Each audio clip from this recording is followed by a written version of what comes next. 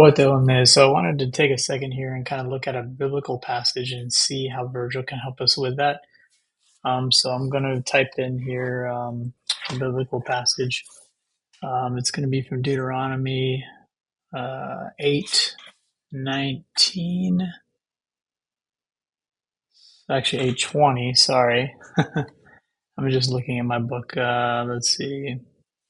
So let's see here. Please analyze.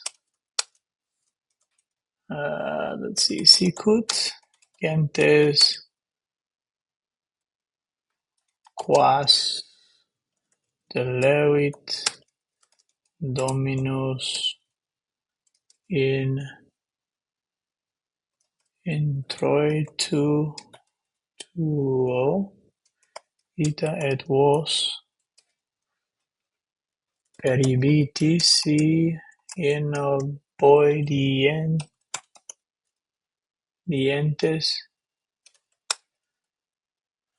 fueritis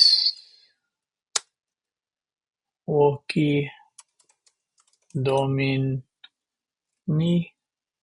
Dei Dei oops, it's capitalized Dei, of course, Westri.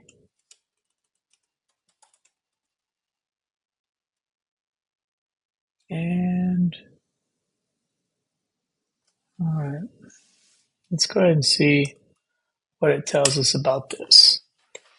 The reason why I'm kind of being vague about it is because I want to see what Virgil can do. Can it cite a biblical passage or not? All right, so here's a breakdown. Sigur gentes quas de levi dominos introito tuo, ita et vos pereviti si in oboidientes fueritis voci Domini Dei Vestri. All right, so just as the nations which the Lord destroyed upon entrance, so also you will perish if you are disobedient to the voice of the Lord your God. Now, it actually capitalizes that. That's great. And it follows what I did there as well. And it breaks it down for us.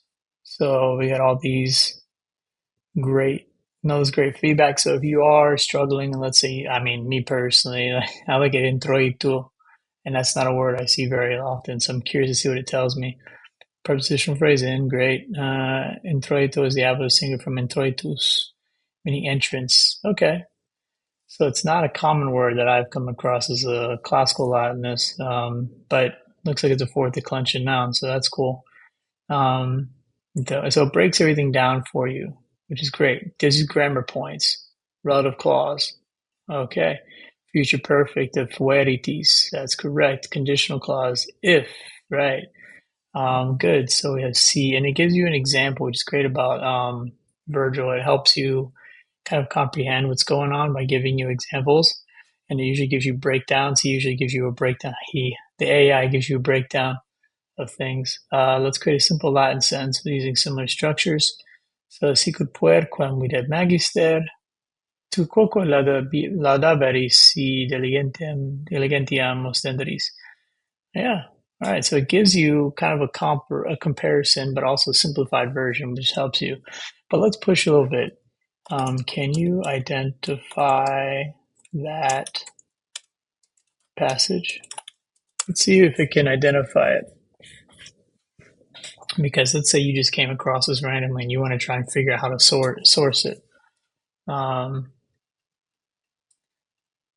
Okay, it looks like it's giving me some references to the AP Latin curriculum, which is totally appropriate because that's kind of what I trained it to do. But let's say, let's go ahead and grab. Now, this is where you have to kind of play around with the AI a little bit. AI is not an answer machine, so you have to know how to collaborate with collaborative tools. So you got to know how to use it and prompt it. And it's a conversation, ongoing conversation. So if it does give you some bad output, you can kind of correct it. So, can you cite the source of this passage? And then we'll just drop it in there. Let me fix that syntax. There we go. All right, so let's see what it does.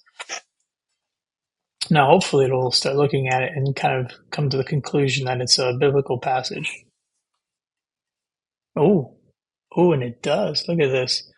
Passage Sequentes so is a Latin quotation from the Bible, specifically from the Old Testament. Passage can be found in Deuteronomy 8:20, which is correct, because that's exactly what we said we're going to pull it from. English translation, all right. Passage of Latin in the Bible corresponds with the Vulgate, good, which is a 4th century Latin translation of the Bible that became the Catholic Church's official promulgated Latin version. So it's citing it for you. So if you get feedback or output that is not correct, you can go ahead and work with it again, and it will give you excellent feedback. Gives you even some breakdowns. Now, I'm not even sure why it's telling me about Gaius and about the locative case. It just seems to be randomly giving me that, and that's something that AI will tend to do. It'll tend to what is called as hallucinate, because it wants to give you answers. It might not always be applicable, relevant to what you're looking for, but this first piece is, right? So if you wanted to, are there any notable grammar in this particular passage from Deuteronomy 8:20? So Deuteronomy, Greek word, second law, kind of hard for this anglicized brain to put in there, but here you go.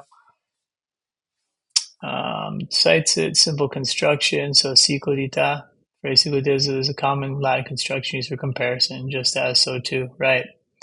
So it does give you stuff. So again, if you want to dig deeper, you can. You just have to make sure you're collaborating with AI in a way that makes sense. Relative clause, future periphrastic construction, yeah.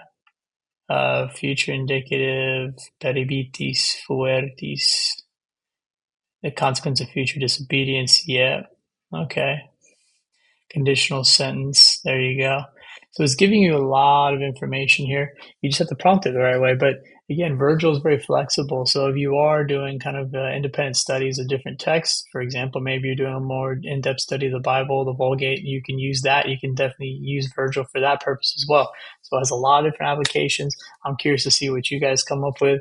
I look forward to seeing you in the next video.